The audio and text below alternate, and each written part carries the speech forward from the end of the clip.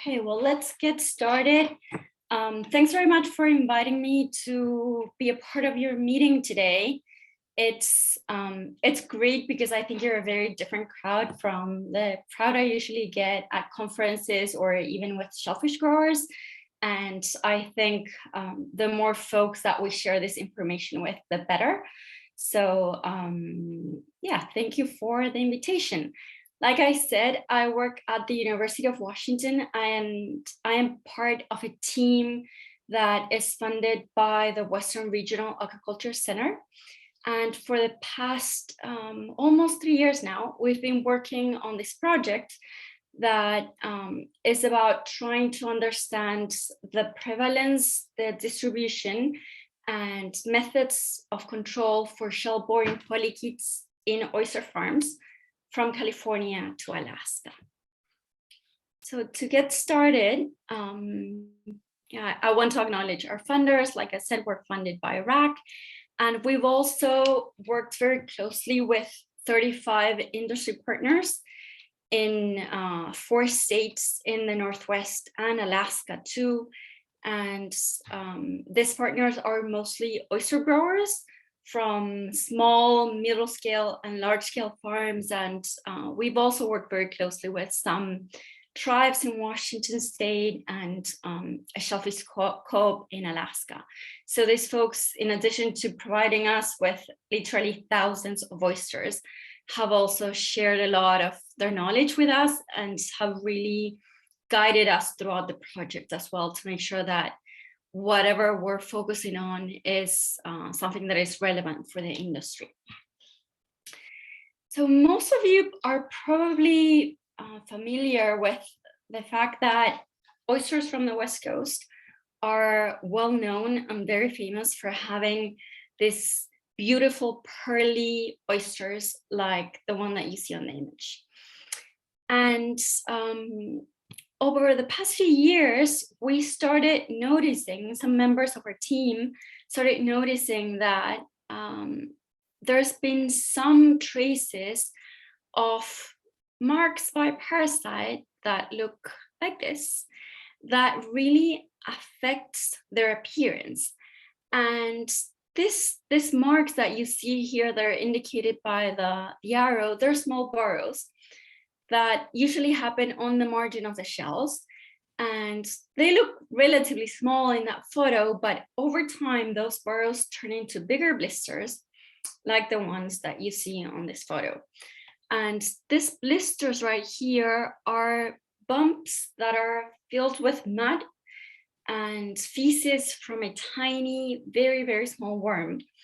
And a couple of years ago, our team was able to confirm that the worm that is responsible for these blisters and marks in oyster shells is a very well-known oyster and shellfish parasite that is called Polidora onagawensis. And this is what this worm looks like. So it's pretty endearing. I've probably looked at a few thousand by now, and they started looking a little bit cute to me. But the truth is they are very prolific invaders, and they have been responsible for the collapse of aquaculture industries worldwide. In this map, you can see different locations throughout the world where this worm has caused trouble. And there are very well-known historical examples from Australia, New Zealand, also from Hawaii. And given how widespread this pest is, after we found it in Washington, we wanted to know if it was also found on other places on the West Coast and what we could do about it. And that's where our project comes in. And right now we're getting close to the 3-year mark. So I want to share with you the progress that we've made on 3 of our main goals. And these goals have to do with figuring out the distribution of these parasites throughout the West Coast, coming up with treatments that are easily applied on farms that growers can use to control these parasites and mitigate the negative effects. And also, we want to understand a little bit better if there is any role of any environmental factors that might help predict areas that are hotspots for infection. So to get started, to do all the mapping of the distribution in the 4 states, I collected or was sent 25 to 50 oysters per farm. And this was done over 2 years across 2 sampling seasons, in the summer and in the winter. So we collected oysters 2019 and 2020, and I think until winter 2021. And the oysters that we collected also came from different growth methods. So we have oysters that come from on-bottom culture and some that also come from flick bags and long lines in some cases too. And the other important thing is that we use molecular techniques to identify these worms to the species level when we found them in the oysters. And as you can imagine, over 2 years, we have a lot of data. So to start, I just want to give you a general idea of broad infection rates found across states. So here you can see the pooled prevalence of infection over 4 sampling seasons.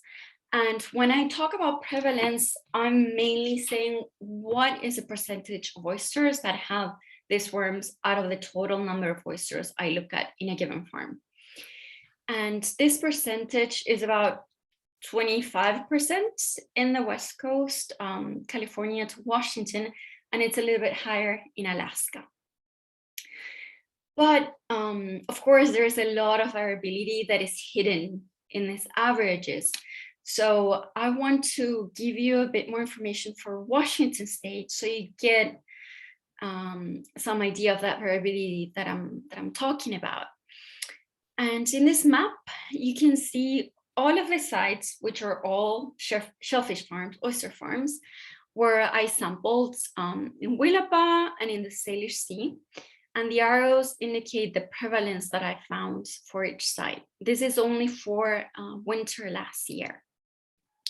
And you can see, for example, that for some of the farms in Willapa Bay, we see that the prevalence varies a lot, from 17 to 78%. Something similar in South Puget Sound, from 10% to up to 90%. And a little bit of a lower prevalence in the north. And also in general, we've observed lower prevalence of infestation in Hood Canal. But I think that the main thing that we've noticed is that there is very high variability across growth methods, across sites or farms, even in farms that are located in a similar bay or in the same bay, we get completely different prevalences. And also there's variability across seasons and of course across states.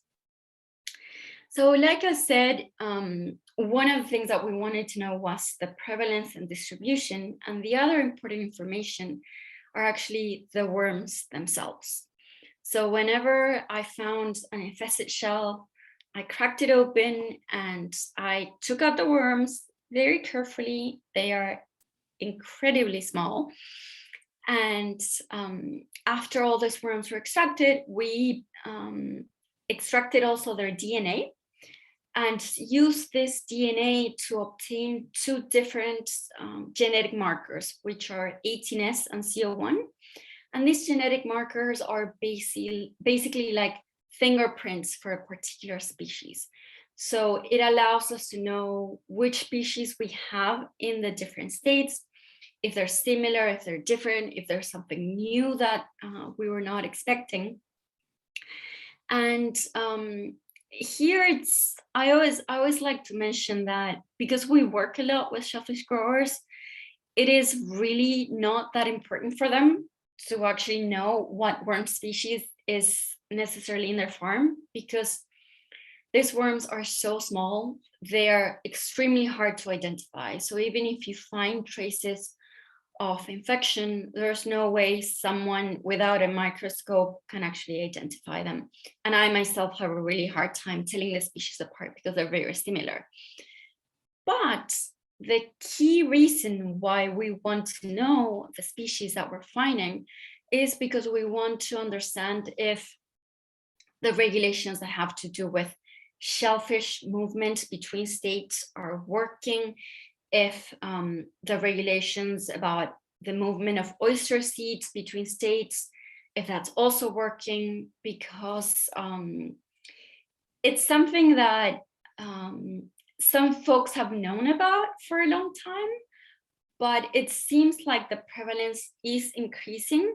So we're trying to really understand the situation in a bit more depth before it potentially becomes something bigger. And we want to make sure that folks have, all the information necessary to actually make decisions in advance, not after it has become a problem. So I want to show you now some of these results that we got from the DNA sequences. And first, let's start with Washington. This funky figure that you see here is called the Haplotype Network. And it basically allows us to see the relationships among DNA sequences between different species or within one same species. So in this case, for example, we can see that in Washington state, about 16% of the worms that we found belong to Polidora websteri. We also have 74%, that is this mystery worm that we don't know what it is. It is potentially a native species that has gone unidentified until now. And the other thing that you can tell here is that the size of the circle is representative of the abundance of that particular species in all of the worms that we found. And these little lines that you see here, the horizontal lines, give you an idea of how different one species is from the other. So because there's only 3 lines here, we know that this mystery worm is probably very closely related to Polidora websteri. And in addition to finding these 2 species, we also found some shell-boring polychaetes from other genuses that are Boccardiella hamara, Boccardia, Dipolidora. And these worms are not necessarily shell borers, so they don't necessarily go inside the shell, but they erode them. So they also cause damage to the oysters. If we focus on the results for Oregon, in Oregon, we found 83% of the worms that we sequenced are belong to Polidora websteri. And we also found another globally famous shell-boring pest, which is Polidora hoplura. And those are the only 2 species that we found in Oregon. So we can already start telling apart differences between the states. There's no traces of that mystery worm in Oregon or of the other genera of shell-boring polychaetes that we found in Washington. If we focus on California, again, we found Polidora hoplura in about half of the samples. We found the same mystery worm that we have here in Washington. We found Polidora websteri again, and a different worm that we haven't been able to identify. And lastly, for Alaska, these results only come for 4 genetic sequences, so take this with a grain of salt. But 3 of these 4 worms are another mystery worm that we still don't know what it is. We have now about 10 new sequences from Alaska, and it seems to indicate it's another species of Polidora called Polidora Onagawensis. Those results are not final yet, but that's our best guess at the moment. And again, notice was missing. We don't have any indication of websteri or hoplura in Alaska. So we're super excited about these results because we're able to tell that there's a lot of differences between states, and it might be very important information if we want to understand how these worms are affecting the industry in different states, and if we want to protect certain farms in, for example, Alaska that are not infected with websteri or hoplura, at least up until today. So like I said, we have a few more sequences coming in, and hopefully we're going to have this final result about the diversity of shell-borne polychaetes out to share very soon. So the other thing that we wanted to do once that we understood the distribution of this shell-borne polychaetes in the West Coast, also had an idea of the prevalence in different farms in different states, we wanted to come up with treatments. And these treatments were basically, our goal was to have treatments that growers could apply in different farms. And this is where we really started working very closely with our different stakeholders. And to do this, we had different brainstorming sessions with our Healthy Oyster Steering Committee. We had a group of shellfish growers, mostly from Washington, that met with us throughout the duration of the project, and with a bit of higher frequency when we're developing the experimental treatments. And from these meetings, we came up with some requirements that we wanted our treatments to have.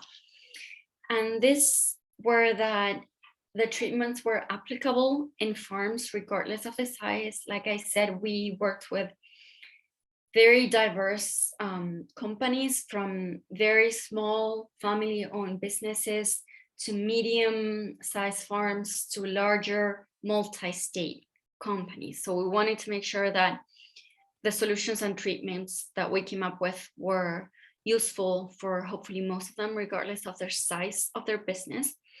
We also wanted to use techniques that were accessible, so nothing too fancy or complicated or expensive. And we also didn't want to do anything that was too time consuming or that would be disruptive of many of the processes that go on in an oyster farm. And lastly, we wanted our treatments to be clean, so no chemical whatsoever. We didn't want to really go down that route. So after we knew what these requirements were, we did a few pilot studies testing out different options for treatments, and we decided on 3 options that seemed very promising. And these options were putting the oysters in a fridge for 3 days in shellfish bags, like the one you see here in grow-out bags. And this is basically what we thought of as cold temperature drying. The other treatment that we had was a combination freshwater dip, where we put the oysters in fresh water for 1 hour at room temperature water, just from the hose that we had in the lab. And this was followed by 2 days of drying in the grow-out bags, and this was done mid-season. So we avoided the extreme temperatures from the summer and from the winter. And the last treatment that we tried out was simply putting the oysters out to dry for 2 days, again, mid-season. And of course, we had a control, which were oysters that stayed in a holding tank during the duration of the treatments. And we did this over 2 seasons. So we did this in the fall and in the spring. So let me show you what we found. In this graph, you can see the number of live worms that we found per oyster after the treatments were applied. And the treatments are right here on the x-axis. And you can see the results are color-coded for season. And for example, for the control, we found live worms both in the fall and in the spring, which makes sense because the control oysters were not subject to any of the treatments. And in terms of how effective the treatments were, the drying treatment was the most effective one. We found 0 live worms in the oysters that were treated just by putting them out to dry for 2 days. Similar result for the fresh dry combination. And the refrigeration treatment was also very effective. We found about 0.16 of a worm per oyster, which is relatively low. We did have 4% oyster mortality in the spring. and no oyster mortality in any of the other seasons or treatments. So overall, we were really happy with these results because it's something that most of the growers that give us feedback thought it would be something relatively easy to apply in their farms. They do something similar to get rid of barnacles and other fouling organisms. So it would just be, maybe extending those treatments for a little bit longer, but it's something that seemed to be a feasible alternative for the majority of them. And the last thing I wanted to share with you today, very briefly, is what we're doing to try and understand the role of the environment a bit better.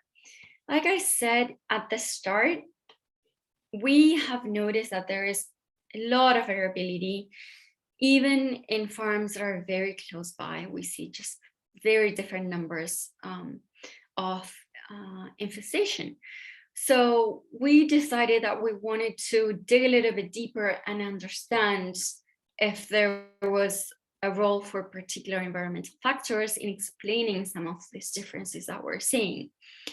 So to do that, I've collated or created this massive, it's just really a massive data set where I've integrated the information that we have for the 35 farms from 4 states. This is data for over 4,000 oysters for 2 years in terms of not only their infection, but also things about their size, the oyster size, the weight of the soft tissue, the thickness of the shell, things about the ploidy of the oysters, the season in which they were collected, the growth method in which they were collected, if they were on and off bottom. And all of this information was integrated with environmental data from 19 buoys or sensoring stations. And these are some of the buoys that are managed by NANUs or AUs. I think it's in Alaska. There's another system that works for Northern California. So I've integrated all of that information from 19 buoys. And here in the map, you can actually see, so the buoys that we've been working with are what you see in green, and all of our farms are the yellow dots that are kind of like dispersed up and down the coast. And some of the environmental variables that we focus on are water temperature, salinity, pH, turbidity, chlorophyll. So these are all variables that from the literature we know that some of them have been found to be good predictors of Polidora infestations in other parts of the world. And of course, because we have such different environments, not only in Willapa, but also in South Sound and in Alaska and in the different estuaries in Oregon, we wanted to look at this more locally and see what we found. So we're in the process of running those models. We don't have any final results yet, but I can tell you that season and salinity seem to be very important. We're noticing a lot more prevalence of infection in the winter. And this might be related to the time when the worm releases their larvae out in the water, which coincides with the warmer temperature in the summer months. So hopefully we'll have these results relatively soon to share. Hopefully in the summer, maybe we'll be presenting some of this at PCSGA in the fall. So stay tuned for some of our final findings. And to wrap up, I hope I shared with you today how we all really value the pearly oysters from the West Coast. And I hope I've been able to convince you of some of the progress and really cool findings that our team has been working on for the past 3 years to try and get these oysters back into shape and hopefully never full of blisters like the one that you see in the photo. And hopefully we can ensure that they stay clean and shiny for many more generations to come. And that's it from me. Thank you. And I am happy to take questions.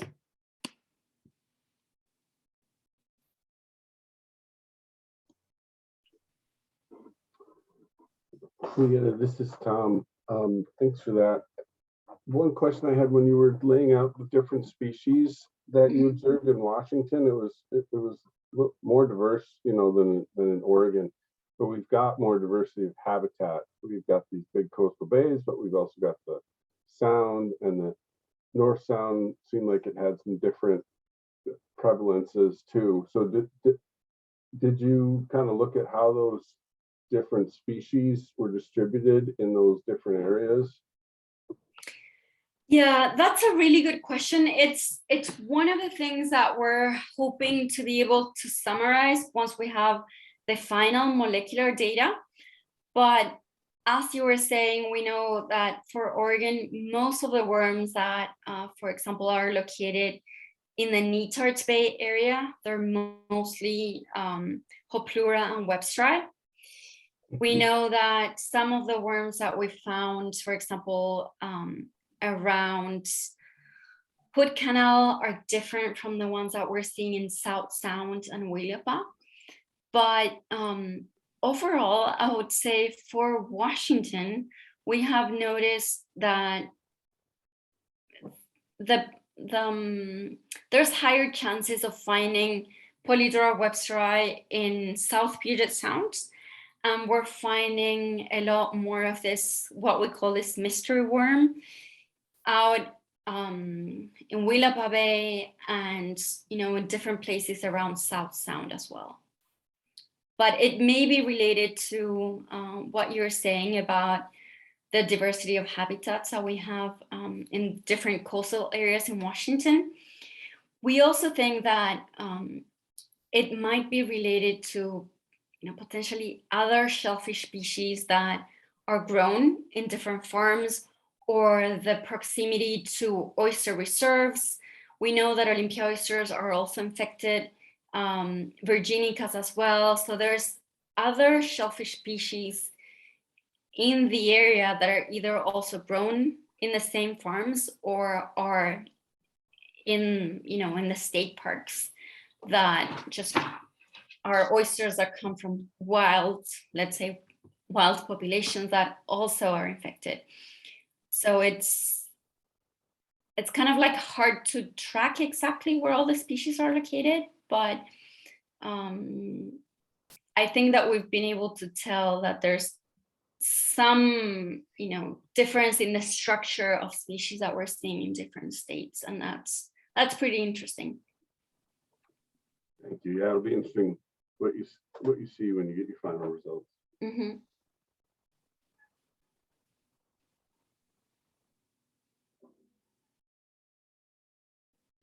So I'll just go. So out of the shellfish producers out of Willapa, how many were you working with or talking with or involved with these groups? I mean, was it just a couple of them, or was it a good portion of them? I think we had 4 growers in Willapa. Goose Yeah. Point, or Mm-hmm. and probably Northern Oyster, Taylor's, and Pacific. So we worked with Goose Point, we worked with Taylor, also with Andy Shotwell. Okay. And I don't remember the other one, but it was also a small producer. Okay. Yeah. And a follow-up question. So I'm gonna skip that one. This is a dumb question. Never mind. Okay. So something that just to add, particularly for Willapa, we know that the oysters there are grown differently than in other places where we went to collect, and even the market for many of those oysters, not the ones that are grown on flipbacks, but for many of the ones that are collected with the metal crates on the boats, etc., we know that many of those oysters go to a different market even they go up for canning and things like that. So it's, I think that this wouldn't necessarily be a huge problem for them, because it's something that would affect a lot more directly the producers that have a lot of their oysters going to the half shell market. But the tricky thing is that even if it doesn't necessarily affect the market value of those particular oysters, these parasites release the larvae to the water. So if the shells are infected, then there is potential that they can infect other oysters in the proximity. And that's the tricky bit, that it's hard to contain or control how tiny larvae migrate with the different water currents. So it's something that we've been trying to get across, that even if it doesn't affect a particular farm in terms of their product, it can potentially affect neighboring farms. So in a hypothetical situation, one thing we know about or we theorize and we're pretty sure about with the burrowing shrimp is that, which is another issue, but their numbers have gotten worse because there wasn't enough cold water refugia coming down through the Columbia River to circle in and keep the water cooler, knock their numbers down on the juveniles and stuff. Do you think potentially this could have the exact same influence, or kind of, if there's more, because you mentioned if there was salinity and temperature might be when their larvae are going out, maybe if there was more cold water, would that help or harm those numbers? So the cold water, if it happens in the summer months, I would be inclined to say that it would probably harm those numbers, because they reproduce at higher temperatures, right? So it doesn't necessarily have to be warm, but at least in Washington, our best guess, because no one has actually gone out to try and collect this larvae at different months of the year, but based on the infestations that we're seeing, and based on what we know from the literature in other places, they release the larvae in the summer. So if there's a discharge of fresh water that is colder in the summer, it might harm them. But these parasites are also in Alaska. So there might be some variability in the tolerance that different species have in different states, but I wouldn't say that's kind of like a definitive solution. Yeah. Alaska has, as I saw in your thing, has a smaller diversity of number of different types of worms, but I don't know. I'm just speculating and following what you were saying. Yeah, and the morphology of the infection is also different in Alaska. So in Washington, California, Oregon, we've seen the typical muddy bumps like the ones that you saw on the photos. And for Alaska, those blisters are, they have a lot more volume and are usually filled with some sort of liquid that looks like seawater. So it's not mud, but the bumps take up a lot more space in the shell. So the oyster tissue for those oysters is smaller. So it's another thing that, we're trying to put together morphology with species identity and, try and see what some of these factors would be. But yeah, a lot of unknowns. Thank you. I have a question. Yeah, go ahead. Have you looked at any of the sort of the natural Olympia oyster reefs that are outside the cultivation area? I know there are several areas in Willapa Bay where up the rivers there are Olympia oysters, and I'm just curious to know what worm infection rate there might be in those oysters. So that's a really good question.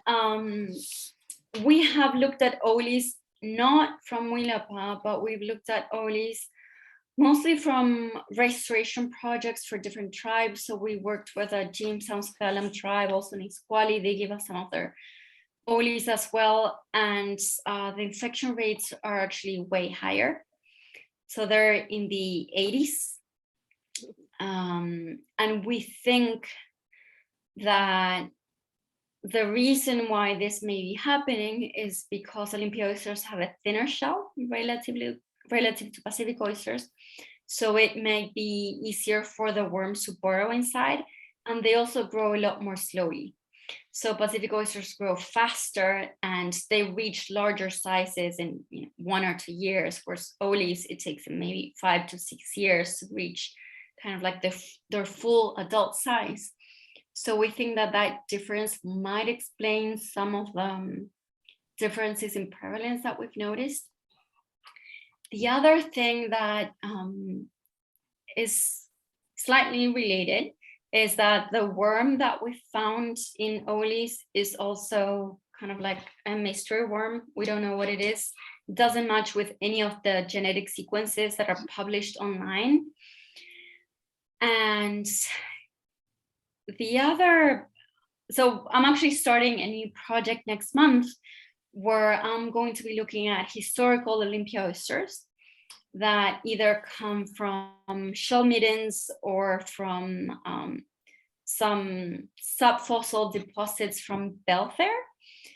And what we wanted to know is, a lot of people assume that these worms are invaders, but the truth is we have no confirmation that they're invaders. And what we're doing now is we want to have a look at this historical Olympia oysters before the time when Pacific oysters were brought in, to see if they also have traces of these worms. And I can tell you now that they do. I've been looking at many of them, and these Olis that are about 1,000 years old have traces of these worms.